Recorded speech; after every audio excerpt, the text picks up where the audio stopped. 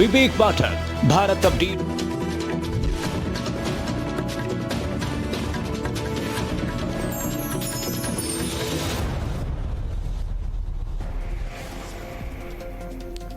France के दौरे पर प्रधानमंत्री नरेंद्र मोदी। फ्रांस के नीस में हुआ पीएम मोदी का भव्य स्वागत। आज राष्ट्रपति इमैनुअल मैक्रोन के साथ द्विपक्षीय बैठक करेंगे पीएम मोदी।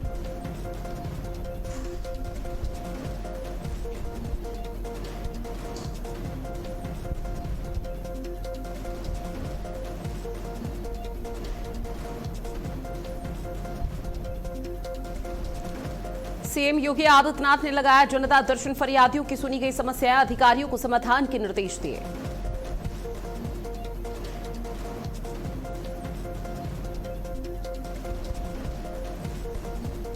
देहरादून में बीजेपी के नेता की हत्या के बाद हुआ बवाल। भीड़ ने आरोपी का घर फूंका। मौके पर भारी पुलिस बल तैनात।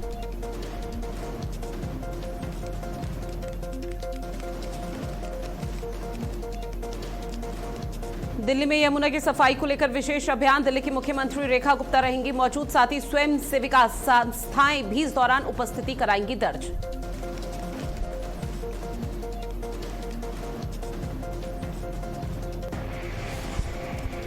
नमस्कार, आप देख रहे हैं भारत अपडेट। मैं हूं आपके साथ ऋतु भंडारी और शुरुआत एक बड़ी खबर के साथ बुलेटिन की करते हैं, जो कि देहरादून से मिल रही है, जहां विकास नगर में हिंदू युवक की हत्या कर दी गई है। बड़ी खबर आप तक साझा कर रहे हैं। हत्या के बाद इलाके में आक्रोश का माहौल है। भीड़ ने आरोपी का घर फूंक दिया, जहां मौके पर पीएसी और पुलिस के कई जवान तैनात है। तो तनावपूर्ण स्थिति विकास नगर में इस वक्त देखने को मिल रही है, जहां भीड़ ने पहले निर्मम हत्या की हिंदू युवक की, जिसके बाद आरोपी का घर आग के हवाले कर दिया गया। मौके पर भारी संख्या में पीएसी और पुलिस के जवान तैनात है। स्थिति को संभालने का प्रयास लगातार किया जा रहा है, लेकिन अभी तक जो सिचुएशन है वो आउट ऑफ कंट्रोल यहां पर देखने को मिल पा रही है। और इस तनाव को कम कैसे किया जा सके, उसको लेकर लगातार प्रयास किया जा रहा है। तो ये तस्वीरें आपकी टीवी स्क्रीन पर, जहां पहले हिंदू युवक की हत्या कर दी जाती है और देहरादून से जब इस तरह के मामले सामने आते हैं तो निश्चित तौर पर सवाल उठ जाते हैं प्रशासन की कार्यप्रणाली को लेकर कि आखिर देवभूमि में इस तरह का कृत्य को अंजाम कोई कैसे दे पा रहा है। और ऐसे में तस्वीरों को आप जरा गौर से देखिए, कितनी भीषण और भयावह ये तस्वीरें हैं, जहां पर आग के हवाले घर तक को कर दिया गया। हत्या के बाद इलाके में आक्रोश का माहौल है। लोगों की तरफ से लगातार कहा जा रहा है सड़कों पर उतरकर कि जो भी आरोपी है उसको जल्द से जल्द जेल की सलाखों के पीछे पहुंचाया जाए और कड़ी से कड़ी सजा दी जाए। हालांकि पुलिस बल मौके पर पहुंचा हुआ है, पीएसी के जवान तैनात हैं और लगातार प्रयास ये कर रहे हैं जो आक्रोशित लोग हैं उनको भी समझाया जाए और स्थिति को किसी तरह से कंट्रोल में किया जा सके। जिस हिंदू युवक की हत्या हुई है उसके परिजन भी अब सड़कों पर उतरकर अपनी नाराजगी व्यक्त कर रहे हैं। तो ये तस्वीरें आपकी टीवी स्क्रीन पर लगातार साझा कर रहे हैं कि किस कदर तनावपूर्ण स्थिति देखने को मिल पा रही है। मौके पर पीएसी और भारी संख्या में पुलिस बल तैनात है। हालांकि अब से कुछ ही देर बाद शायद प्रशासनिक अमले के जो अधिकारी हैं उनकी भी मौजूदगी यहां पर देखने को मिल सकती है और हालातों को और इस पूरी सिचुएशन को कंट्रोल में करने का प्रयास किया जा सकता है। लेकिन जो अभी तक तस्वीरें सामने आई हैं उसमें साफ देखा जा सकता है कि ये स्थिति कंट्रोल में नहीं हो पा रही।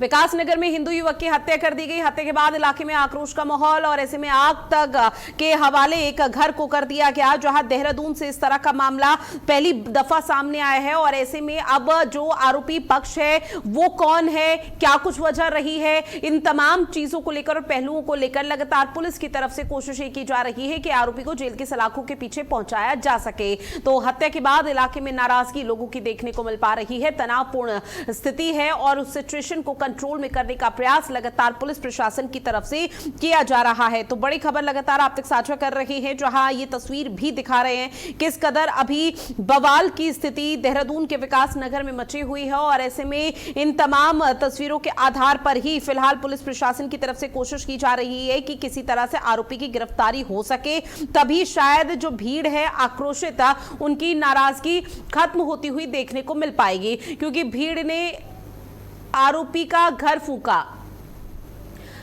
स्मिता चौहान मेरी सहयोगी हमारे साथ लाइव बनी हुई है। स्मिता, इस पूरे मामले पर क्या अपडेट है? हिंदू युवक की हत्या कर दी गई और उसके बाद का नजारा हम लगातार देख रहे हैं, कितनी तनावपूर्ण तस्वीरें सामने आ रही है।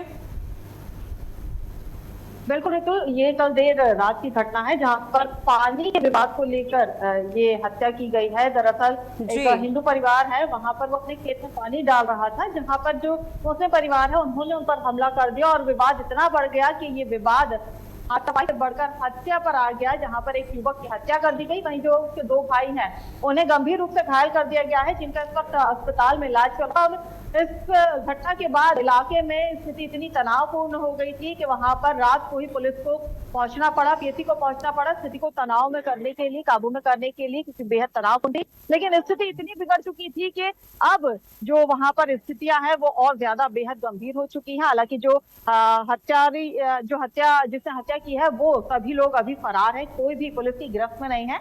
और हिंदू संगठन जो है उन्होंने ये मांग की थी कि जिसने हत्या की है उनके घरों को तोड़ दिया जाए। प्रशासन ने वही कार्यवाही वहां पर शुरू कर दिया। अगर इस वक्त की हम तस्वीरें हम आपको दिखा रहे हैं, हमारी जो तस्वीरें चल रही है वहां पर बुलडोजर की कार्यवाही शुरू हो गई है। जो जिस आरोपी के ने ये घटना को अंजाम दिया है उनके घरों को तोड़ा जा रहा है और लगातार वहां पर यही मांग की जा रही है। हालांकि वहां पर स्थानीय लोगों ने आगजनी भी की है, पुलिस वहां पहुंच चुकी है, पीएसी वहां पहुंच चुकी है और स्थिति को काबू में करने की कोशिश की जा रही है। लेकिन बिल्कुल स्मिता, देखिए अभी तक जो हालात देखने को मिल पा रहे हैं और तस्वीरों के माध्यम से जितना समझा जा रहा है उसमें ये देखने को मिल सकता है कि सिचुएशन पूरी तरह से आउट ऑफ कंट्रोल है। उसको कंट्रोल करने के लिए भारी संख्या में स्थानीय पुलिस प्रशासन और पीएसी का पूरा बल तैनात है। लेकिन इस बीच आरोपी पक्ष का अभी तक कोई स्टेटमेंट सामने आया या पुलिस प्रशासन का प्राथमिकी जांच में जो भी निकलकर सामने आया उसको लेकर क्या जानकारी? देखिए अभी तक जो आरोपी परिवार है उसकी तरफ से कोई स्टेटमेंट सामने नहीं आया है। हालांकि पुलिस उन सभी लोगों को पकड़ने की कोशिश कर रही है, लेकिन अभी तक कोई भी आरोपी पुलिस की गिरफ्त में नहीं आया है। सभी फरार बताए जा रहे हैं और जिनके घरों पर ये कार्यवाही हो रही है वहां पर भी स्थिति को काबू में करने की कोशिश की जा रही है। उनकी तरफ से कोई बयान नहीं आ रहा है। हालांकि हमने प्रशासन से भी बात करने की इस पर कोशिश की है, लेकिन स्थिति वहां पर इस वक्त इतनी तनावपूर्ण है कि कोई भी अधिकारी इस वक्त कैमरे पर बोलने को तैयार नहीं है। केवल वहां पर जो सिचुएशन है उसे संभालने की कोशिश की जा रही है, क्योंकि जो स्थानीय लोग हैं वो बेहद आक्रोशित हैं और इस वक्त वहां पर स्थिति को संभालना बेहद जरूरी है, क्योंकि आगजनी, पत्थरबाजी, तमाम तरह की घटनाएं वहां पर की जा रही है। हालांकि इस बीच प्रशासन ने बुलडोजर की कार्रवाई को करना शुरू कर दिया, मकान गिराना जो है वो शुरू कर दिया है। जी चूंकि देखिए एक बहुत गंभीर मामला सामने आया, महज पानी के विवाद, पानी को लेकर यह विवाद हुआ और विवाद इस कदर बढ़ जाता है कि आग तक घर में लगा दी गई है और एक हिंदू युवक की हत्या कर दी गई है। सांप्रदायिक हिंसा को भड़काने का जो प्रयास किया गया है उसको लेकर जीता जागता उदाहरण है। अब इस पूरे मामले पर पुलिस का क्या कहना है, किस तरह से तेजी से कार्रवाई कर रही है, कब तक आरोपियों की गिरफ्तारी हो जाएगी? देखिए पुलिस का इस वक्त तो स्थिति को काबू में करना बेहद जरूरी है। उनकी पहली प्राथमिकता यही है कि हम स्थिति को काबू में कर लें, क्योंकि स्थिति बेहद गंभीर हो चुकी है और स्थानीय लोगों की बस यही एक मांग है कि जब तक जो आरोपी है उसे गिरफ्तार नहीं किया जाएगा तब तक उनका जो गुस्सा है वो शांत नहीं होगा। वो इसी तरह से जो है आगजनी और पत्थरबाजी करते रहेंगे। तो पुलिस की पहली प्राथमिकता ये है कि वो पहले तो लोगों को शांत करें और जो आरोपी है उन्हें गिरफ्तार करने की पूरी कोशिश की जा रही है। और फिलहाल जो उनकी मांग है कि लोगों के घरों को तोड़ा जाए, जो आरोपी है वही किया जा रहा है। हालांकि पुलिस अब पूरी कोशिश कर रही है कि जल्द से जल्द जो आरोपी है उन्हें गिरफ्तार कर लिया जाए, जिसके लिए टीम गठित कर दी गई है। जी इस पूरे मामले पर प्रशासनिक अमले का कोई खास रिएक्शन सामने आ पाया? कोई डीएम मौके पर पहुंचा हो या फिर कोई भी दिग्गज वहां पर मौके पर पहुंचा हो और हालातों का जायजा लिया गया हो? देखिए इस वक्त वहां पर डीएम मौजूद है और वहां पर है वो भी वहां मौजूद है, लेकिन कैमरे पर अभी कोई भी कुछ भी कहने से बच रहा है, क्योंकि स्थिति बेहद गंभीर है। और ऐसे में कोई भी अधिकारी सिर्फ एक्शन मोड में नजर आ रहा है, क्योंकि इस घटना पर जो है मुख्यमंत्री की भी नजर बनी हुई है और उनका भी साफ आदेश है कि इस तरह की घटनाओं को बर्दाश्त नहीं किया जाएगा। उन्होंने ये पहले भी चेतावनी दी है और यही वजह है कि अभी तक कोई अधिकारी कोई कैमरे पर बोलने को तैयार नहीं। हालांकि सभी लोग इस वक्त स्थिति को काबू में करने की कोशिश जरूर कर रहे हैं। जी और देखिए देवभूमि, जिसे देवों की भूमि कहा जाता है, अगर वहां पर इस तरह का कृत्य को अंजाम दिया जा रहा हो तो निश्चित तौर पर प्रशासनिक अमले की कार्यप्रणाली पर स्मिता सवाल खड़े उठ जाते हैं। लेकिन अब जो आक्रोशित भीड़ सड़कों पर उतरी हुई है उन लोगों का क्या कहना, वो लोग क्या मांग कर रहे हैं? उनकी सिर्फ एक मांग है कि जो आरोपी है जिसने ये हत्या की है मामूली विवाद पर, क्योंकि ये सिर्फ पानी का विवाद था, लेकिन इसे सांप्रदायिक हिंसा बना दिया गया है। और ऐसे में अब उनकी बस यही मांग है कि जिसने हत्या की है उन सभी आरोपियों को गिरफ्तार किया जाए, जेल की सलाखों को पीछे डाला जाए। उनकी सिर्फ यही मांग है और जो पीड़ित परिवार है उसे न्याय दिया जाए, क्योंकि उसने एक बेटा खो दिया है और वहीं उसके 2 बेटे जो है उस घर के, वो इस वक्त अस्पताल में हैं, जो अपनी जिंदगी और मौत से जूझ रहे हैं। स्मिता, साथ ही आपसे ये जानेंगे, चूंकि देखिए हिंदू युवक की हत्या कर दी जाती है, फिर उसके घर को आग के हवाले कर दिया जाता है, ये किसी 1 या 2 या 3 लोगों का काम नहीं होगा। तकरीबन कितने आरोपी हैं जिनके खिलाफ मुकदमा दर्ज करा दिया गया और उनकी तलाश पुलिस प्रशासन की तरफ से की जा रही है? देखिए, अभी तक इस पर कई अज्ञात लोगों का नाम दर्ज किया गया है। अगर हम बिल्कुल सटीक आंकड़े की बात करें तो वो सामने नहीं आया, लेकिन एक जो पूरा परिवार है उसकी बात जरूर सामने आई है। जो मुख्य आरोपी है उसमें सबसे 5 से 6 लोग बताए जा रहे हैं और बाकी जो भीड़ है वो विवाद इस पर था कि उसमें कई अज्ञात लोग जो है असामाजिक तत्व, उन्होंने भी मिलकर इस घटना को अंजाम दिया है। ठीक है स्मिता, आप बने रहिएगा हमारे साथ और इसमें लगातार तस्वीरें आप तक साझा कर रहे हैं कि किस कदर अभी तनावपूर्ण तस्वीरें और स्थिति देखने को मिल पा रही है इस पूरे मामले से जुड़ी हुई, और उसके बाद आगे क्या कुछ होता है वो देखना बेहद दिलचस्प रहने वाला है, क्योंकि लगातार कार्रवाई का सिलसिला आगे बढ़ाया जा रहा है। इस बीच एक और बड़ी अपडेट, जहां विनोद हत्याकांड में एक बड़ी कार्रवाई को अंजाम दिया गया। आरोपी के घर पर बुलडोजर चला है, जहां लोगों के प्रदर्शन के बाद ये बुलडोजर की बड़ी कार्रवाई हुई। ये बड़ी अपडेट आप तक साझा कर रहे हैं इस पूरे मामले से जुड़ी हुई, जहां बवाल के चलते इंटरनेट सेवाएं भी पूरी तरह से बंद कर दी गई है ताकि किसी तरह की अफवाह ना फैलाई जा सके।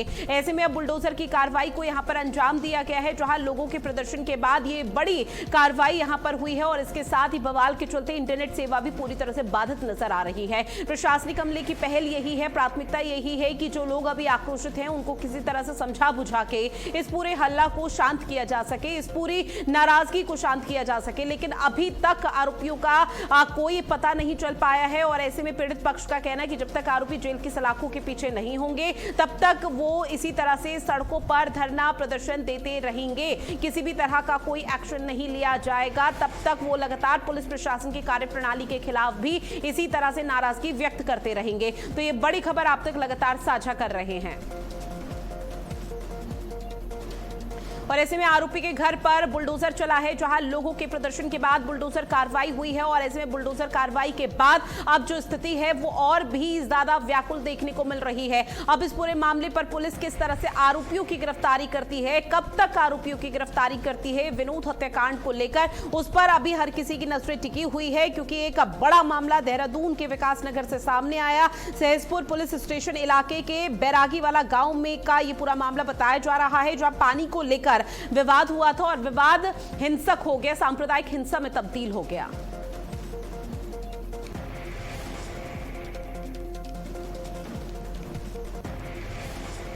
तो देखिए, देहरादून के विकास नगर में हिंदू युवक की हत्या कर दी गई है, जिसके बाद इलाके में तनावपूर्ण स्थिति देखने को मिल पाई है और इसके बाद से ही लगातार देखने को मिल रहा है कि अभी फिलहाल जो लोग हैं, परिजन हैं, उनमें नाराजगी देखने को मिल रही है। भीड़ ने आरोपी का घर फूंक दिया है, आग के हवाले कर दिया है और उसके बाद जो भीड़ थी मौके से फरार हो जाती है। तकरीबन 29 से 30 अज्ञात लोग ये बताए जा रहे हैं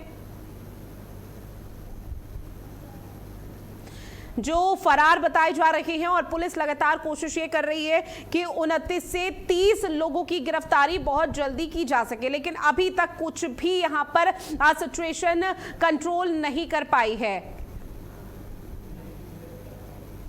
ऐसे में विकास नगर में हिंदू युवक की हत्या के बाद फिलहाल तनावपूर्ण स्थिति देखने को मिली। स्मिता मेरी सहयोगी लगातार हमारे साथ जुड़ी हुई हैं। स्मिता, चूंकि देखिए आप भी जानकारी दे रही थी, लेकिन इस बीच एक और अपडेट ये सामने आ गई है कि जो विनोद हत्याकांड ये पूरा हुआ है, वहां पर आरोपी के घर पर अब बुलडोजर की कार्रवाई का सिलसिला भी देखने को मिला।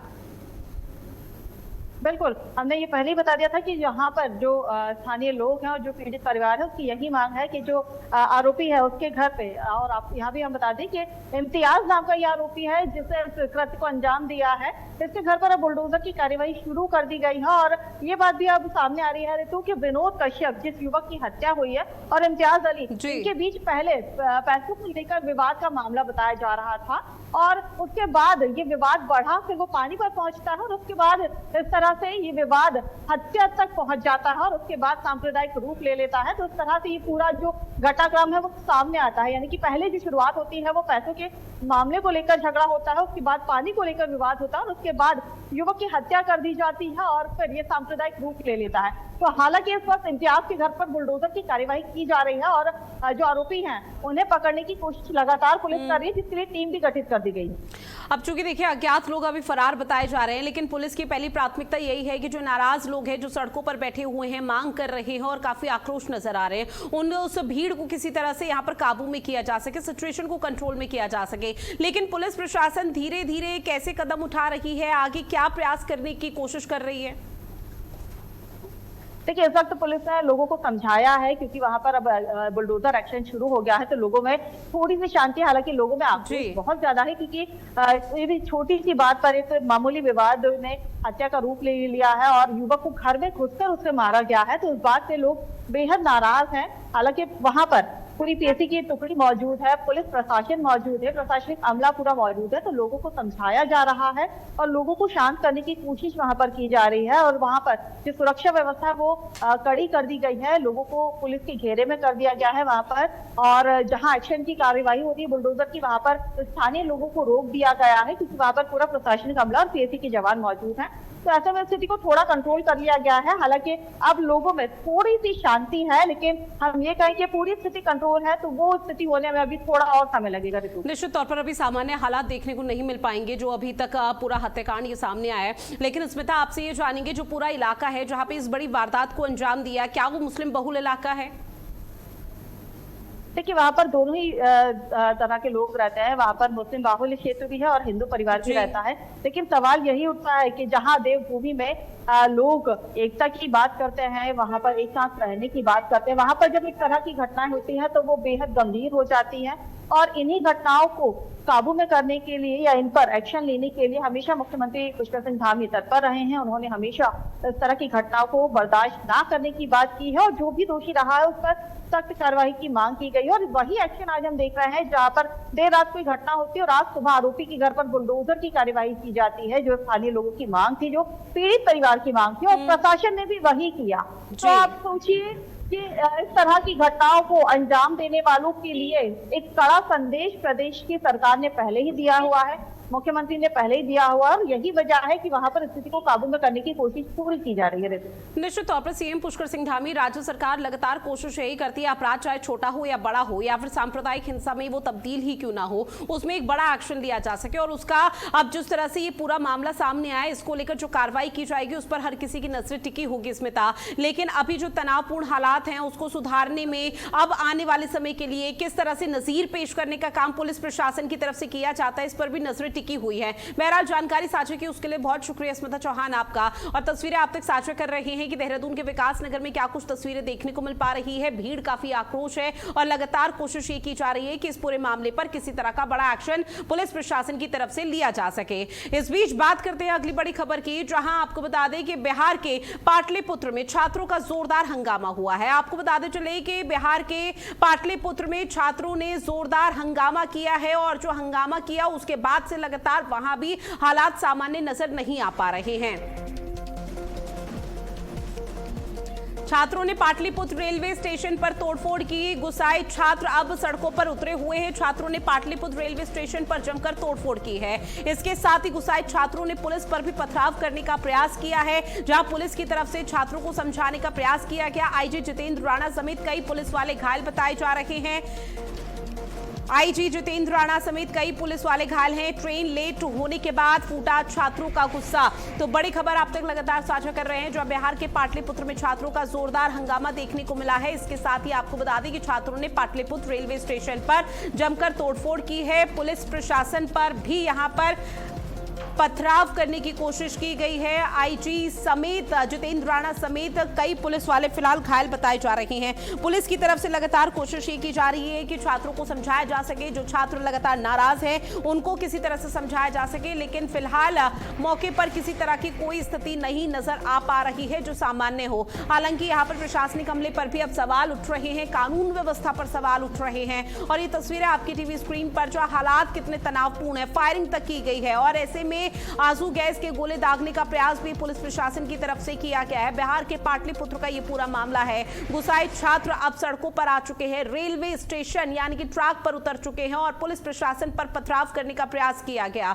उनको रोकने के लिए कोशिश ये की गई कि किसी तरह से छात्र रुक जाए, छात्रों की नाराजगी रुक जाए, लेकिन फिलहाल वो यहां पर स्थिति सामान्य होती हुई नजर नहीं आई है। छात्रों ने पुलिस प्रशासन पर जब पथराव किया तो उसके बाद ये पूरा मामला और ज्यादा तनावपूर्ण होता हुआ नजर आया पाया। पाटलिपुत्र रेलवे स्टेशन पर यह तोड़फोड़ की गई, वहीं की तस्वीर आप तक साझा कर रहे हैं। भारी संख्या में पुलिस फोर्स यहां पर मौजूद है और लगातार छात्रों को समझाने का प्रयास किया जा रहा है, लेकिन जो स्थिति है वो और भी व्याकुल यहां पर नजर आ रही है, सामान्य नहीं हो पा रही है। जहां पर पाटलिपुत्र रेलवे स्टेशन पर पुलिस प्रशासन पर भी पथराव करने की कोशिश की गई और जब हालात सामान्य नहीं हुए तो पुलिस की तरफ से आंसू गैस के गोले दागे गए हैं। इन तस्वीरों में साफ समझा जा सकता है किस तरह से छात्रों का जो गुस्सा है, जो नाराजगी है, वो फिलहाल देखने को मिल रही है। अब बात करते हैं अगली बड़ी खबर की, जहां दिल्ली कालकाजी इलाके में आग का तांडव देखने को मिला। रेस्टोरेंट में भीषण आग लगी है, जहां जानकारी के बाद मौके पर फायर ब्रिगेड की टीम पहुंची और कड़ी मशक्कत के बाद आग पर फिलहाल काबू पा लिया गया है। हालांकि आग लगने की वजह क्या रही ये अभी स्पष्ट नहीं हो पाई है, लेकिन फायर ब्रिगेड की टीम, स्थानीय पुलिस प्रशासन मौके पर पहुंचा और ऐसे में प्रयास ये किया गया कि आग को किसी तरह से काबू में पाया जा सके, लेकिन कड़ी मशक्कत के बाद फिलहाल एक बड़ी सफलता हाथ लगी है। ये तस्वीर आपको दिखा रहे हैं, सोशल मीडिया पर भी आग के इस तांडव की जो तस्वीर है वो बहुत तेजी से वायरल हो रही है। जानकारी के बाद मौके पर फायर ब्रिगेड की टीम पहुंची, आग पर काबू पाने का प्रयास किया गया। ऐसे में आग लगने का मुख्य कारण क्या है, अभी इस बारे में कोई जानकारी सामने नहीं आई है। लगातार जांच पड़ताल की जा रही है। प्राथमिकी जांच में प्रशासनिक अमले का यह कहना कि हो सकता है कि शॉर्ट सर्किट हुआ हो जिसकी वजह से आग लगी हो इस रेस्टोरेंट में। तो ये तस्वीर आपकी टीवी स्क्रीन पर जैसे ही ये भीषण आग लगी और आग का तांडव इस रेस्टोरेंट में देखने को मिला, तो उसके बाद जो आसपास के लोग थे उनमें हड़कंप की स्थिति रही और डर और भय का माहौल भी देखने को मिला है। और देखिए कितना नुकसान हुआ होगा ये इन तस्वीरों के माध्यम से समझा जा सकता है, क्योंकि जो भी सामान वहां पर पड़ा हुआ था वो जलकर खाक हो चुका है। अब बात करते हैं अमरोहा की, जहां गैस एजेंसी के पास दुकान में भीषण आग लगी है। आग लगने से लाखों का नुकसान हो चुका है। स्थानीय लोगों की सूचना पर फायर ब्रिगेड की टीम पहुंची। फायर ब्रिगेड की टीम ने आग पर काबू पाया। शॉर्ट सर्किट के चलते आग बताई जा रही है, जो मुख्य कारण है वो शॉर्ट सर्किट रहा। अमरोहा शहर कोतवाली क्षेत्र के गांधी मूर्ति का ये पूरा मामला है। स्थानीय लोगों की सूचना पर फायर ब्रिगेड की टीम मौके पर पहुंची और आग पर फिलहाल काबू पा लिया गया है। ये बड़ी सफलता हाथ लगी है और जो मुख्य वजह बताई जा रही है वो है शॉर्ट सर्किट। शॉर्ट सर्किट की वजह से भीषण आग लगी है, जहां आपको बता दें कि गैस एजेंसी के पास दुकान में ये भीषण आग लगी। आग का ये तांडव अमरोहा में भी देखने को मिला। गैस एजेंसी के पास ये बताया जा रहा है जहां पर भीषण आग लगी, जिसमें लाखों का सामान पूरी तरह से जलकर खाक हो चुका है। लाखों का नुकसान यहां पर दुकान संचालक को हुआ है और ऐसे में आग बुझाने का प्रयास स्थानीय लोगों की तरफ से भी किया गया, लेकिन जब स्थिति सामान्य नहीं हुई तो फायर ब्रिगेड की टीम ने कड़ी मशक्कत के बाद आग पर काबू पाया। वहीं कुशीनगर से बड़ी खबर है, बस और ट्रक की जोरदार टक्कर हो गई। आपको बता दें कि हादसे में दोनों वाहन चालकों समेत 8 लोग घायल बताए जा रहे हैं। घटना का सीसीटीवी फुटेज भी अब सामने आ चुका है। मौके पर पुलिस पहुंची हुई है, मामले की तफ्तीश में जुटी हुई है। अब वजह क्या रही है इस बड़े हादसे की, वो उसका पता लगाने की कोशिश, लेकिन प्राथमिकी जांच में अभी तक ये निकलकर सामने आया है कि स्पीड यानी कि तेज रफ्तार मुख्य कारण बना है इस बड़े हादसे का, जहां बस और ट्रक की जोरदार भिड़ंत हो गई। हादसे में दोनों वाहन चालकों समेत कई लोग घायल बताए जा रहे हैं, जिसमें 8 लोग बताए जा रहे हैं कि वो घायल हो गए। और ऐसे में आप दोनों वाहनों की अगर तस्वीर और स्थिति देखेंगे तो आगे का पूरा हिस्सा पर खच्चे उड़ चुके हैं, क्षतिग्रस्त बहुत ज्यादा वाहन हो चुके हैं, जिससे अंदाजा लगाना आसान कि यह हादसा कितना भीषण और भयावह रहा होगा। आसपास के जो स्थानीय लोग हैं उन्होंने मदद भी की कि जो लोग फंसे हुए हैं, जो लोग घायल हैं, उनको बाहर निकाला जा सके वाहन से और सीधा आनन फानन में अस्पताल में भर्ती कराया जा सके, जिसको लेकर एक बड़ी सफलता भी यहाँ पर हाथ लगी है कि कोई यहाँ पर ऐसी नकारात्मक तस्वीर सामने नहीं आई, लेकिन जो हादसा हुआ है उस हादसे के बाद की तस्वीर आप तक साझा कर रहे हैं।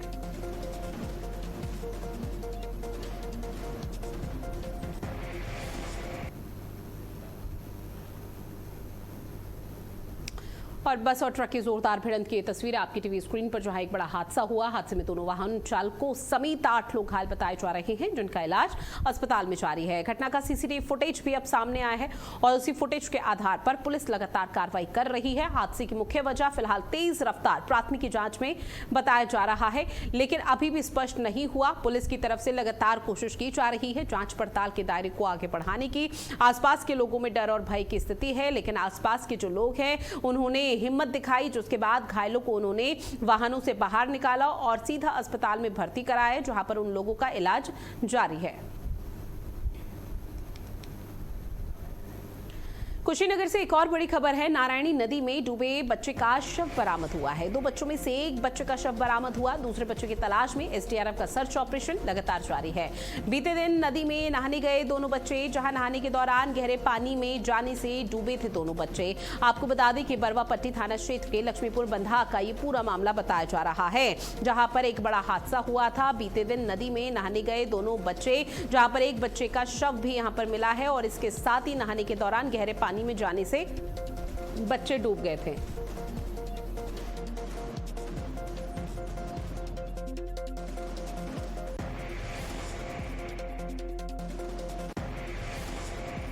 नगर की तस्वीर भी आप तक साझा कर रहे हैं, जहां नारायणी नदी में डूबे बच्चे का शव बरामद हुआ।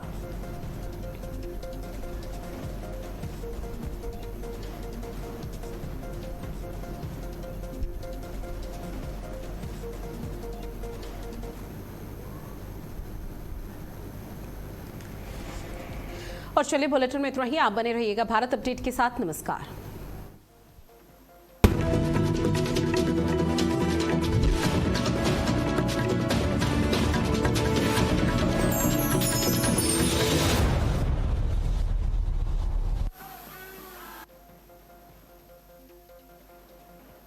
से नहीं बल्कि मजबूत संचालन और दूरदर्शी नेतृत्व से बनती है। दामिनी महौर, भारत अपडेट की डायरेक्टर न्यूज ऑपरेशंस, जो हर दिन चैनल की रफ्तार को नई दिशा देती हैं। न्यूज ऑपरेशंस की हर बारीकी पर उनकी गहरी पकड़ और निर्णयों में उनकी सटीकता भारत अपडेट को विश्वसनीयता की नई ऊंचाइयों तक ले जा रही हैं। समन्वय, अनुशासन और नेतृत्व, इन तीनों का अद्भुत संगम है दामिनी महौर। उनकी कार्यशैली सिर्फ प्रबंधन नहीं बल्कि पूरी टीम के लिए प्रेरणा है। आज भारत अपडेट की सफलता में उनकी मेहनत, दूरदृष्टि और समर्पण की मजबूत छाप है। दामिनी महौर एक ऐसा नेतृत्व जो खबरों को सिर्फ संचालित नहीं बल्कि उन्हें प्रभावशाली पहचान देता है। खबरों की दुनिया में भारत अपडेट न्यूज चैनल की धमाकेदार एंट्री। आपका अपना चैनल भारत अपडेट अब आप देख सकते हैं टाटा प्ले के चैनल नंबर 574 और जियो टीवी के चैनल नंबर 2070 पर 24 घंटे 7 दिन।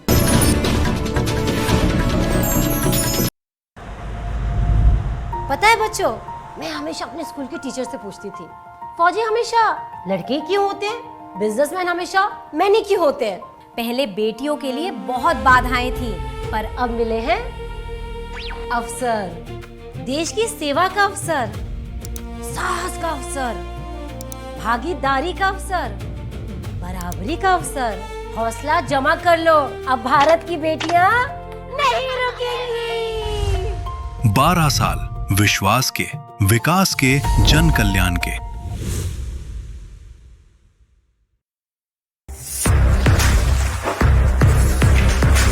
मीडिया की दुनिया में नेतृत्व वही जो सिर्फ संस्थान न बनाए बल्कि एक नई सोच को दिशा दे। ऐसा ही नाम है विवेक पाठक। विवेक पाठक भारत अपडेट के मैनेजिंग डायरेक्टर और एडिटर इन चीफ एक दूरदर्शी मीडिया लीडर के रूप में पहचाने जाते हैं, जिनकी सोच में पत्रकारिता सिर्फ खबरों का प्रसारण नहीं बल्कि समाज के प्रति जवाबदेही का माध्यम है। वर्षों के अनुभव और मजबूत संपादकीय दृष्टि के साथ उन्होंने मीडिया जगत में अपनी विशिष्ट पहचान बनाई है। समाचार की गहराइयां, प्रस्तुति की सटीकता और दर्शकों के विश्वास को केंद्र में रखकर उन्होंने भारत अपडेट को एक मजबूत राष्ट्रीय मंच देने का संकल्प लिया है। उनके नेतृत्व में भारत अपडेट तेज, निष्पक्ष और विश्वसनीय पत्रकारिता की नई परिभाषा गढ़ रहा है। उनकी रणनीति स्पष्ट है, हर खबर तथ्यपरक हो, हर प्रस्तुति प्रभावशाली हो और हर दर्शक को मिले सच का भरोसा।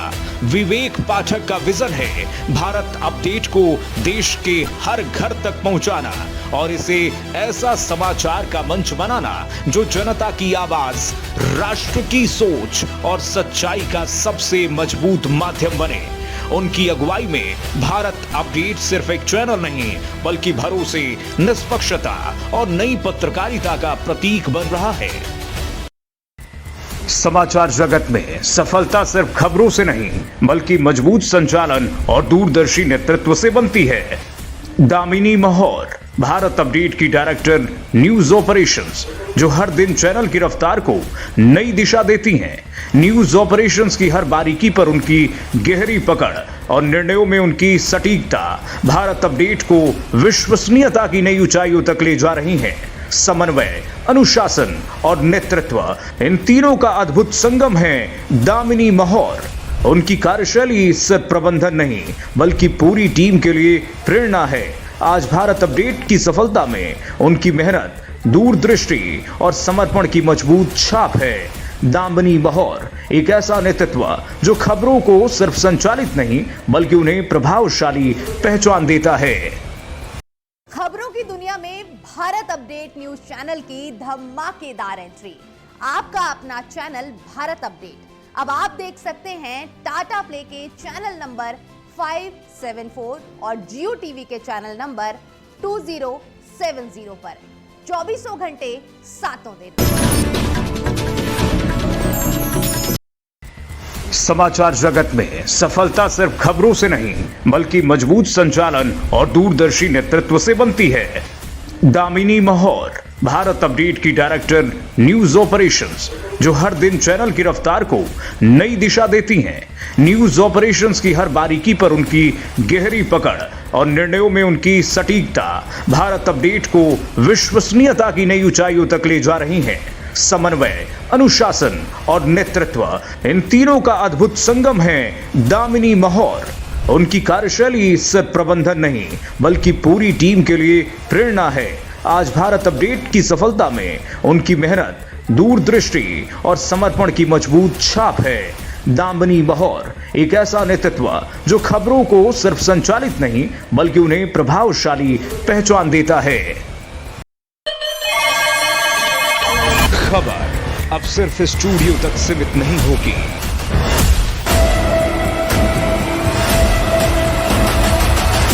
खबर अब शहर, हर गली और हर जमीन से होगी। अब देश देखेगा सबसे तेज, सबसे बड़ा नेटवर्क। दिल्ली से लेकर पूर्वांचल तक, पश्चिमी यूपी से लेकर पहाड़ों तक, हर खबर अब सीधे ग्राउंड जीरो से।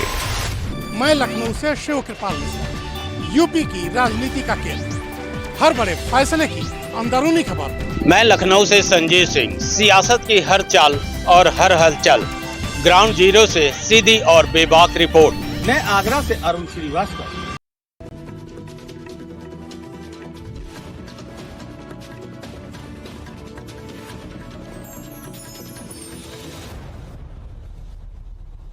नमस्कार, भारत अपडेट देख रहे हैं आप। मैं हूं आपके साथ सपना दीपक मदेशिया। बुलेटिन का आगाज करेंगे बड़ी खबर के साथ। मुख्यमंत्री योगी आदित्यनाथ का गोरखपुर दौरा, जहां गोरखपुर दौरे का आज दूसरा दिन है। गोरखपुर को देंगे 926 करोड़ से ज्यादा की सौगात। 226 विकास परियोजनाओं का करेंगे लोकार्पण और शिलान्यास। जनसभा को भी करेंगे संबोधित मुख्यमंत्री योगी आदित्यनाथ। तो गोरखपुर का ये दौरा बेहद महत्वपूर्ण, जहां आज गोरखपुर दौरे का दूसरा दिन है। 226 विकास परियोजनाओं का लोकार्पण और शिलान्यास करेंगे। इसके साथ ही मुख्यमंत्री जनसभा को संबोधित भी करते हुए नजर आएंगे। ये बड़ी जानकारी आप तक साझा कर रहे हैं, जहां मुख्यमंत्री योगी आदित्यनाथ का गोरखपुर दौरे का आज दूसरा दिन है, जिसमें जनता को संबोधित करते हुए नजर आएंगे। इसके साथ ही गोरखपुर को देंगे 926 करोड़ से ज्यादा की सौगात। तो मुख्यमंत्री योगी आदित्यनाथ के गोरखपुर दौरे के दूसरे दिन मुख्य रूप से जनता दर्शन कार्यक्रम का भी आयोजन होता है, जिसकी तस्वीरें हमने आप तक साझा की थी, जहां मुख्यमंत्री ने जनता दर्शन कार्यक्रम के इस दौरान मुख्यमंत्री सुबह गोरखनाथ मंदिर में पूजा अर्चना और गौ सेवा के बाद मंदिर परिसर में लोगों की समस्याओं को उन्होंने सुना। इसके साथ ही त्वरित निर्देश भी दिए। लेकिन इस बीच आपको बताते चले, आज गोरखपुर वासियों के लिए भी बहुत बड़ा दिन है, क्योंकि 926 करोड़ के योजनाओं का लोकार्पण और शिलान्यास भी होने जा रहा है, जो कि गोरखपुर के लिए एक बहुत बड़ी सौगात भी मानी जा रही है। तो आज मुख्यमंत्री योगी आदित्यनाथ का गोरखपुर का जो दौरा है उसका दूसरा दिन है और इसके साथ ही 926 करोड़ रुपए के परियोजनाओं का लोकार्पण और शिलान्यास होगा, जो कि गोरखपुर वासियों के लिए बहुत बड़ी सौगात के तौर पर माना जा रहा है। इसके साथ ही मुख्यमंत्री जनसभा को भी संबोधित करेंगे। ये बड़ी जानकारी आप तक साझा कर रहे हैं, जहां मुख्यमंत्री योगी आदित्यनाथ आज जनता को संबोधित करेंगे और इसके साथ ही मोदी सरकार के 12 साल के कार्यकाल की महत्वपूर्ण उपलब्धियों के बारे में भी जिक्र करते हुए नजर आएंगे। तो मुख्यमंत्री योगी आदित्यनाथ के गोरखपुर दौरे का आज दूसरा दिन है और इस मौके पर वे महानगर के वीर बहादुर सिंह स्पोर्ट्स स्टेडियम में आयोजित भव्य समारोह में 926 करोड़ से अधिक की 226 विकास परियोजनाओं का लोकार्पण और शिलान्यास करेंगे। और रमन मिश्रा ज्यादा जानकारी के लिए जुड़ रहे हैं। रमन, देखिए आज मुख्यमंत्री का ये दौरा बेहद महत्वपूर्ण बताया जा रहा है, खासतौर से देखिए क्योंकि 926 करोड़ रुपए का परियोजनाओं का शिलान्यास और लोकार्पण करेंगे। किस तरह से इसे देखा जाए और गोरखपुर वासियों के लिए कितनी बड़ी ये सौगात हो सकती है? बिल्कुल सपना, मुख्यमंत्री योगी आदित्यनाथ के दौरे का दूसरा दिन है और कल भी वो गोरखपुर में थे। आज सुबह जनता दरबार में जब उनकी एक तस्वीर वायरल हुई जिसमें बच्चों को चॉकलेट खिलाते हुए दिखे, और सबसे बड़ा आज गोरखपुर को उपहार मिलने वाला है 926 करोड़ की परियोजनाओं का लोकार्पण और शिलान्यास जो है वो मुख्यमंत्री योगी आदित्यनाथ शाम को 4:30 बजे वीर Bahadur Singh sports college stadium में करेंगे। आपको बता दें इसमें 744 करोड़ की लगभग जो परियोजनाएं हैं उनका शिलान्यास होगा और लगभग जो बाकी जो पैसे हैं जो बाकी परियोजनाएं हैं उनका आज लोकार्पण होना है।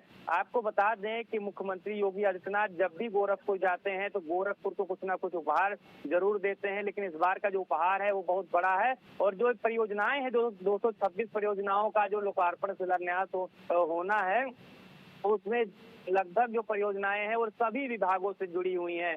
कुछ बीआरडी मेडिकल कॉलेज के लिए हैं, कुछ स्पोर्ट्स के लिए हैं, कुछ जो है पार्क के लिए हैं, कुछ जो वहाँ पर झील बनी है उसके लिए है, लगभग जितने भी कुछ स्कूल और कॉलेजेस के लिए हैं। मतलब कि जितने भी क्षेत्र होते हैं विकास के सब में मुख्यमंत्री कुछ ना कुछ उन्हें दे रहे हैं और जिससे कि अब गोरखपुर की जो तस्वीर बदली है 2017 के बाद वो देन जो है मुख्यमंत्री योगी आदित्यनाथ की है। आपको बता दें कि 2017 से पहले गोरखपुर जनपद बड़ा नाम था, चर्चित नाम था, लेकिन विकास के मामले में उतना अग्रणी नहीं था।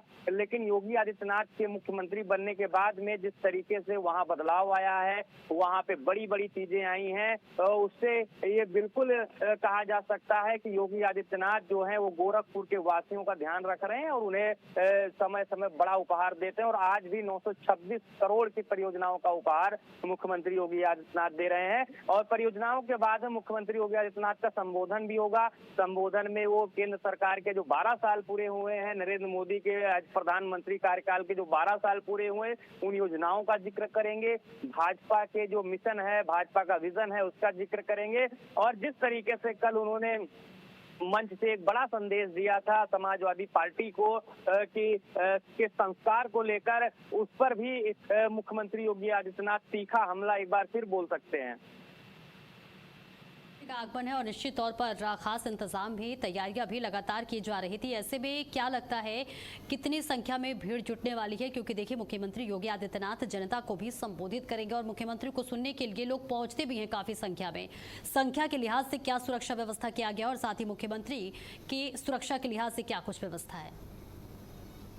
मुख्यमंत्री वहीं पर स्टे कर रहे हैं। मुख्यमंत्री का दूसरा दिन है तो सुरक्षा व्यवस्था पहले से चाक चौबंद है। और बात रही कि जहां पर जिस कार्यक्रम में वो जाएंगे वहां की सुरक्षा व्यवस्था को लेकर भी पहले से ही मीटिंग्स हो चुकी हैं डीएम और एसएसपी।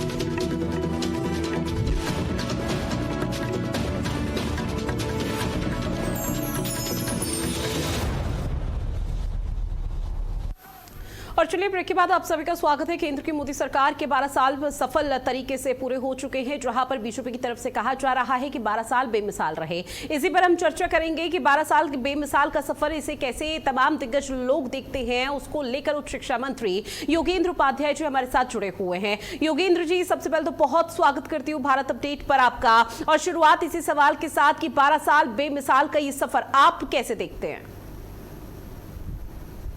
योगी जी और मोदी जी सरकार का साल के रूप में जाना जाएगा। और जहाँ तक मोदी जी के 12 साल है, ये बेमिसाल है। यदि दूसरे शब्दों में तो कहूँ कि ये 12 वर्ष भारत के उत्कर्ष के वर्ष है। अगर एक सेंटेंस में अपनी बात को मैं व्यक्त करना चाहूँ तो समुद्र तल की गहराइयों से अंतरिक्ष की ऊंचाइयों तक यदि भारत का परचम लहराया है तो इन 12 सालों में लहराया है। एक आत्मसम्मान बढ़ा, स्वाभिमान बढ़ा, विकास हुआ और एक अवसर मिले हिंदुस्तान को और हिंदुस्तानियों को आगे आने के लिए। अगर इंफ्रास्ट्रक्चर की बात करें, बेमिसाल हुआ। शिक्षा क्षेत्र की बात करें तो शानदार उपलब्धियां हुई और शोध कार्य से लेकर प्रवेश तक सब कामों में काफी प्रगति हुई है। इसी प्रकार अगर चिकित्सा क्षेत्र की बात करें तो उत्तर प्रदेश में बताऊं कि मात्र पहले 14 मेडिकल कॉलेज थे, आज 1 डिस्ट्रिक्ट 1 मेडिकल कॉलेज, यानी अंतिम पायदान तक बैठे व्यक्ति के पास भी चिकित्सीय सुविधाएं पहुंचे। कैशलेस चिकित्सीय सुविधाएं, 70 वर्ष से ऊपर के व्यक्तियों के लिए चिकित्सीय सुविधाएं। अगर दूसरे शब्दों में जैसे किचन का खर्चा भारतीय जनता पार्टी की सरकारें उठा रही है, आम गरीब लोगों का चिकित्सा का खर्चा आम लोगों की भारतीय जनता पार्टी की सरकार उठा रही है। एक सेंटेंस में ये कहूँ कि भारतीय जनता पार्टी सरकार बन गई है जनता का परिवार। और उससे पहले क्या होता था कि जो सरकार बनती थी, भरती थी अपना परिवार, आज भाजपा सरकार बन गई है जनता का परिवार। धन्यवाद। योगेंद्र जी, चूंकि देखिए एक सवाल और मेरा आपसे रहेगा सर, चूंकि इन 12 साल में कई ऐतिहासिक कदम उठाए गए हैं मोदी सरकार की तरफ से, इसमें कोई दो राहे नहीं, लेकिन अब जनता ये जानना चाहती है जो 3 साल बाकी बचे हुए हैं, 3 साल के इस कार्यकाल में क्या विजन पेश किया जाएगा 2047 विकसित भारत को भी लेकर? 2047 ये कल्पना की है। मेरा नेता विजन बनाता है, फिर उसे मिशन बना लेता है। आज विजनरी नेताओं का अभाव है पूरे देश के अंदर। उपसेंट्रल टाइप राजनीति होने लगी है। तो एक मिशन बनाया है उन्होंने, एक विजन बनाया है और तो पैशन से जुटेंगे उसके साथ। पूरे देशवासियों का आह्वान किया है कि 2045 तक विकसित भारत का निर्माण करना है। यानी जब मोदी जी ने सत्ता संभाली थी तब विकासशील देशों की श्रेणी में बहुत निचले पायदान पर था भारत। आज विकासशील देशों में उछले पायदान पर आ चुका है। जो अर्थव्यवस्था भारतीय जनता पार्टी सरकार से पूर्व 12वें-13वें नंबर पे थी, आज मोदी जी की सरकार में वो 14वें नंबर पे आ चुकी है। यानी हमने उस देश को पीछे छोड़ दिया ब्रिटेन को, जिसने कभी हमने हुकूमत की थी। अगर सैन्य दृष्टि और आर्थिक दृष्टि दोनों का युग बनाया जाए, एक जोड़ बनाया जाए, तो भारत आज सीधे शक्ति बन चुका है पूरे विश्व की। ये उपलब्धि है। आगे विकसित देशों की श्रेणी में भारत खड़ा हो, इस कतार में भारत शामिल हो, इसकी योजनाएं हैं। इसमें जहाँ सरकार को लगेगी, मैं आपके माध्यम से जनता को भी अपील करना चाहूंगा कि जिसने जिस समाज से जो जिम्मेदारी ली है, ये समाज ने हमको दी है, उसकी ईमानदारी से, परिश्रम से और देश की भावना से प्रेरित होकर काम करें। निश्चित भारत विकसित राष्ट्र की श्रेणी में खड़ा होगा। प्रदेश से उच्च शिक्षा मंत्री के तौर पर जाने जाते हैं, तो ऐसे में मैं शिक्षा के क्षेत्र में भी जानने का प्रयास करूंगी कि एक बहुत बड़ा बदलाव आप बताइए ताकि आप पूरे देशवासियों को ये बता सके कि शिक्षा के क्षेत्र में ये ऐतिहासिक और अभूतपूर्व बदलाव हुआ मोदी सरकार के इन 12 सालों में। देखिए, एनईपी 2020 के लाना एक बहुत बड़ा बदलाव है। इससे पहले जो शिक्षा पद्धति थी वो लॉर्ड मैकाले की भी शिक्षा पद्धति थी, जो कि इसका मूल मंत्र क्या था, जिसका पिता ने कहा था कि मैं ऐसी शिक्षा पद्धति भारत को देके आ रहा हूँ कि काले अंग्रेज पैदा करें। यानी इस मूल वाक्य के सरकमफ्रेंस में शिक्षा के कार्यक्रम पाठ्यक्रम बनते थे। आज जो शिक्षा नीति है जो मोदी जी की हुई है, उनके मूल वाक्य यदि बताऊँ 3 है। शिक्षा को रोजगार से जोड़ना, शिक्षा को संस्कार से जोड़ना, शिक्षा को तकनीक से जोड़ना। अब इन 3 मूल वाक्यों के साथ कॉन्फ्रेंस में पाठ्यक्रम और कार्यक्रम बन रहे हैं। आप देखिए कि तकनीक से जोड़ रही है शिक्षा। आज AI, smart classes, smart labs, की नई योजनाएं, जिनसे कि भारत की शिक्षा के बड़े सोपान पर पहुंच रही है। उत्तर प्रदेश की मैं बात करता हूँ आपसे। उत्तर प्रदेश में इससे पहले यहाँ शिक्षा में क्षेत्र का विस्तार हुआ है, वही गुणवत्ता में सुधार हुआ है। इससे पूर्व जो सरकारें थी, कल्पना की किया, अंग्रेजों से लेकर 2017 तक उत्तर प्रदेश के अंदर मात्र 14 विश्वविद्यालय थे। यानी हर डिस्ट्रिक्ट में भी एक विश्वविद्यालय नहीं था। आज 17 से लेकर अब 10 विश्वविद्यालय और स्थापित हो चुके हैं सरकारी। उससे पहले 2017 तक, अंग्रेजों के साथ 2017 तक मात्र 29 निजी विश्वविद्यालय थे। आज 2017 से अब तक 53 संख्या पहुंच चुकी है। एकदम छलांग लगाई है उच्च शिक्षा में। इससे पहले मात्र 99 डिग्री कॉलेज थे 2017 तक। आज 2017 के बाद अब तक 73 नए डिग्री कॉलेज बन चुके हैं और सब उच्च शिक्षा के संपूर्ण आयामों से परिपूर्ण है। ये दिया है गुणवत्ता की। अपने सलाह की बात करूँ तो इससे पहले 2017 से पहले उत्तर प्रदेश में एक भी विश्वविद्यालय ऐसा नहीं था जो किसी ग्रेडिंग में ए ग्रेड की क्रॉस किया हो। बी ग्रेड के 2-4 से किसी मैं नहीं जानता। लेकिन उत्तर प्रदेश में भाजपा सरकार आने पर मैं मोदी जी के मार्गदर्शन में, आनंदीबेन जी के दिशा निर्देशन में और योगी जी के नेतृत्व में एक क्रांतिकारी बदलाव आया। आज उत्तर प्रदेश में वर्ल्ड रैंकिंग सबसे सुनी नहीं थी उत्तर प्रदेश विश्वविद्यालयों में। वर्ल्ड यूएस रैंकिंग में 3 विश्वविद्यालय बन चुके हैं। यूएस एशिया रैंकिंग में 6 विश्वविद्यालय आ चुका है। यूजीसी ग्रेड 1 में कभी एक भी विश्वविद्यालय उत्तर प्रदेश में नहीं रहा। आज 3 विश्वविद्यालय उत्तर प्रदेश के हैं। इसी तरह नेक ग्रेड रैंकिंग होती है। A++ में 7 उत्तर प्रदेश के विश्वविद्यालय है। A+ रैंकिंग में 6 विश्वविद्यालय है और A रैंकिंग में 2 विश्वविद्यालय है। अभी मैं 20 तो गिन ही नहीं रहा।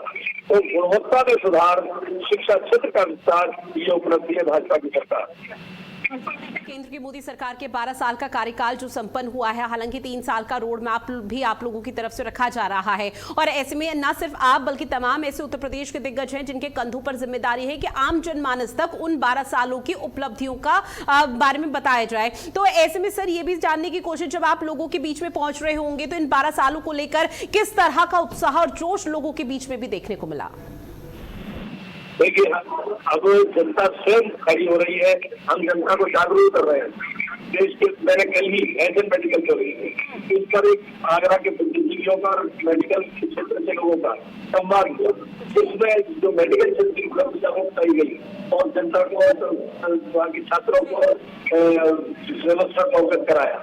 इसी तरीके से अब कल आगरा कॉलेज जो PCR कॉलेज आगरा में मेरे क्षेत्र में, उसमें एक सेमिनार होने जा रही है जिसमें छात्रों को, शिक्षकों को बोलने का मौका भी मिलेगा, बोले और मुझे बताने का मौका मिलेगा।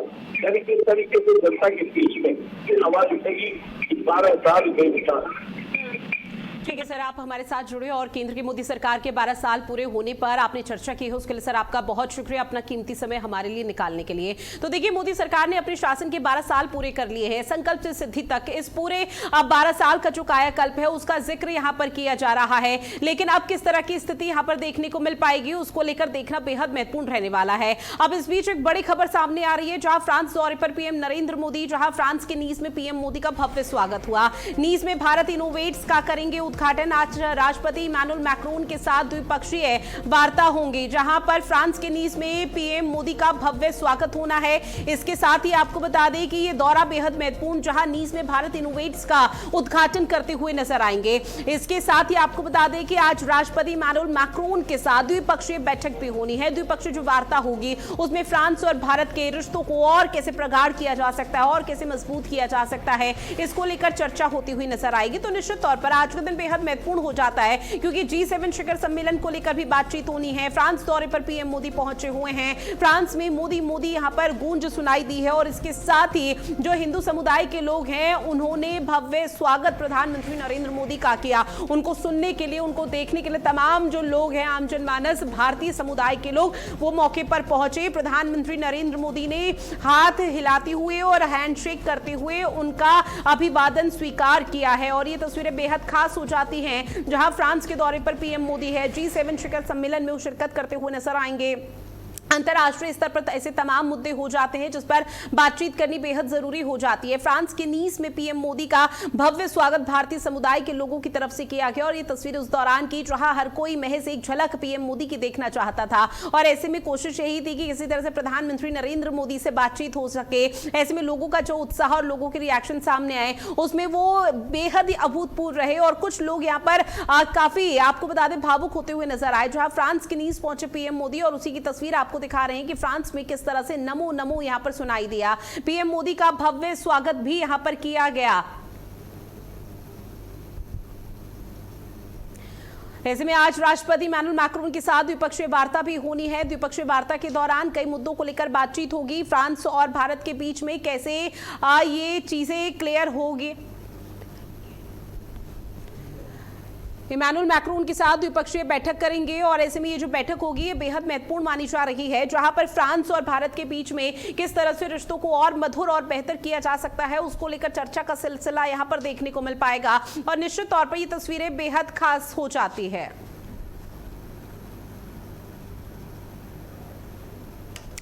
चलिए इस बीच एक और बड़ी खबर का रुख करते हैं, जहां दिल्ली में यमुना नदी को साफ करने के लिए एक विशेष अभियान चलाया जा रहा है। दिल्ली की मुख्यमंत्री रेखा गुप्ता इस दौरान उपस्थित रहेगी। दिल्ली में यमुना की सफाई को लेकर कैंपेन चलाया जा रहा है। इसके साथ ही आपको बताते चले कि Yamuna river front cleanliness campaign 2026 का आयोजन है। तमाम जो स्वयं सेवक सहायिका हैं वो भी उपस्थित रहेंगी। दिल्ली की मुख्यमंत्री रेखा गुप्ता यमुना की साफ सफाई करती हुई नजर आएंगी। तो ये बड़ी खबर आप तक साझा कर रहे हैं, जहां आपको बता दें कि दिल्ली की मुख्यमंत्री रेखा गुप्ता साफ सफाई करेंगी। Yamuna river front cleanliness campaign 2026 का आयोजन होगा और इसमें तमाम लोगों की उपस्थिति यहां पर देखने को मिल पाएगी। Yamuna river front cleanliness campaign 2026 का आयोजन होगा। इसके साथ ही आपको बता दें स्वयं सेवक सहायिका और तमाम लोगों की उपस्थिति यहां पर रहेगी, जहां पर यमुना नदी में पिछले कुछ समय से हम लगातार देख रहे थे किस तरह से पॉल्यूशन बढ़ रहा है और तमाम लोगों को तमाम तरह की दिक्कतों का सामना करना पड़ रहा है। लेकिन दिल्ली की मुख्यमंत्री रेखा गुप्ता आज से एक विशेष अभियान और कैंपेन की शुरुआत करने जा रही है। क्लीनलीनेस यमुना कैंपेन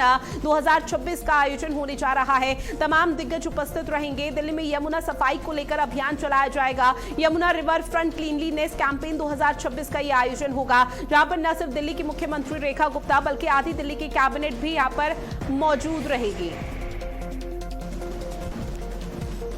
ऐसे में सफाई को लेकर कैंपेन चलाने की यहां पर तैयारी है और लगभग सभी कुछ तैयार हो चुका है। दिल्ली की मुख्यमंत्री रेखा गुप्ता भी यहां पर यमुना की साफ सफाई को लेकर अपनी उपस्थिति दर्ज कराती हुई नजर आएगी और इसके साथ ही Yamuna river front cleanliness campaign 2026 का आयोजन होने वाला है, जिसको लेकर लगभग सभी तैयारी हो चुकी है और तमाम दिग्गज वहां पर मौजूद रहेंगे और इसके साथ ही स्वयं सेवक सहायिका उपस्थित रहती हुई नजर आएंगी, जहां पर आपको बता दें कि तमाम दिग्गजों की उपस्थिति रहेगी और विशेषकर दिल्ली की मुख्यमंत्री रेखा गुप्ता और आधी दिल्ली कैबिनेट भी यहां पर मौजूद रहेंगे। इस बीच एक और बड़ी खबर मिल रही है, योगी सरकार की बड़ी उपलब्धि, जहां फूड प्रोसेसिंग में उत्तर प्रदेश देश का नंबर 1 स्थान पर काबिज हुआ है। 3.5 लाख से अधिक यूनिट के बारे में यहां पर जिक्र किया गया। फूड प्रोसेसिंग में उत्तर प्रदेश देश का नंबर 1 यहां पर एक बार फिर से बना है। 3.5 लाख से ज्यादा की यूनिट स्थापित की गई है। आपको बताते चले कि अब महाराष्ट्र, बंगाल और तमिलनाडु को पीछे छोड़ दिया है, जहां कभी अव्वल स्थान पर हुआ करते थे। फूड प्रोसेसिंग के मामले पर देश का नंबर 1 स्थान बन चुका है, जहां पर सीएम योगी आदित्यनाथ ने बधाई दी है। इसके साथ ही साझा करते चले कि अब योगी सरकार की बहुत बड़ी उपलब्धि है, यानी कि योगी सरकार के जो गुड बुक लिस्ट है उसमें एक और यहां पर उपाधि शामिल हो चुकी है, जो कि ऐतिहासिक रही है, जिसमें फूड प्रोसेसिंग नंबर 1 स्थान पर रहा, अव्वल स्थान पर रहा। 3.5 लाख से अधिक यूनिट यहां पर देखने को मिली। महाराष्ट्र, बंगाल और तमिलनाडु का नाम कभी अव्वल स्थान पर होता था, जिन्हें उत्तर प्रदेश ने यहां पछाड़ दिया है, पीछे छोड़ दिया है। देश की 14% यूनिट सिर्फ उत्तर प्रदेश में लगी है और ये बहुत बड़ी उपलब्धि योगी सरकार के कंधों पर बताई जा रही है, जो कि सीएम योगी आदित्यनाथ की तरफ से न सिर्फ सराहना की गई है बल्कि ये भी कहा गया कि बेहद ही ऐतिहासिक कदम है। आगे भी इस तरह की तमाम जो बदलाव हैं वो फिलहाल उत्तर प्रदेश में देखने को मिल पाएंगे। 3.50 लाख से ज्यादा की जो यूनिट है वो स्थापित की गई। महाराष्ट्र, बंगाल, तमिलनाडु कभी ये अव्वल स्थान पर हुआ करते थे, लेकिन आज स्थिति पूरी तरह से बदल चुकी है और इसका पूरा श्रेय अगर किसी को जाता है तो वो है डबल इंजन सरकार को, योगी सरकार को, जो निरंतर प्रयास करती हुई नजर आई।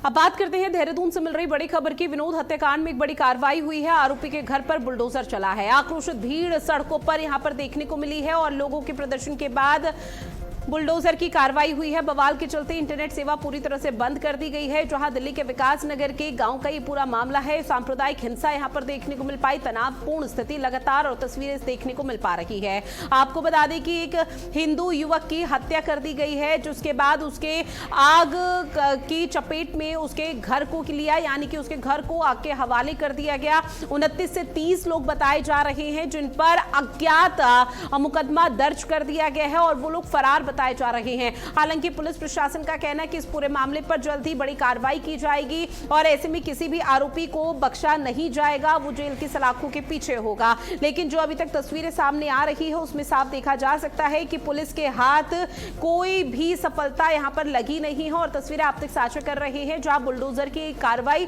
आरोपियों के घर पर हुई है। और इसके साथ ही अब साधु संत और तमाम जो हिंदू लोग हैं, सनातन धर्म के लोग हैं, वो सड़कों पर उतर आए हैं क्योंकि उनमें नाराजगी देखने को मिल पा रही है। लगातार मांग की जा रही है कि आरोपियों को बख्शा नहीं जाना चाहिए। जब तक आरोपियों की गिरफ्तारी नहीं होती तब तक यहां पर बुलडोजर की कार्रवाई होनी चाहिए और वो तस्वीर अब देहरादून के विकास नगर से सामने आ रही है।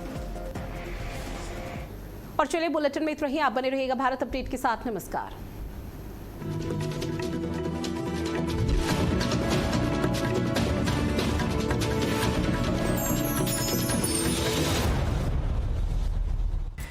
समाचार जगत में सफलता सिर्फ खबरों से नहीं बल्कि मजबूत संचालन और दूरदर्शी नेतृत्व से बनती है। दामिनी महौर, भारत अपडेट की डायरेक्टर न्यूज ऑपरेशंस, जो हर दिन चैनल की रफ्तार को नई दिशा देती हैं। न्यूज ऑपरेशंस की हर बारीकी पर उनकी गहरी पकड़ और निर्णयों में उनकी सटीकता भारत अपडेट को विश्वसनीयता की नई ऊंचाइयों तक ले जा रही हैं। समन्वय, अनुशासन और नेतृत्व, इन तीनों का अद्भुत संगम है दामिनी महौर। उनकी कार्यशैली सिर्फ प्रबंधन नहीं बल्कि पूरी टीम के लिए प्रेरणा है। आज भारत अपडेट की सफलता में उनकी मेहनत, दूरदृष्टि और समर्पण की मजबूत छाप है। दामिनी महौर एक ऐसा नेतृत्व जो खबरों को सिर्फ संचालित नहीं बल्कि उन्हें प्रभावशाली पहचान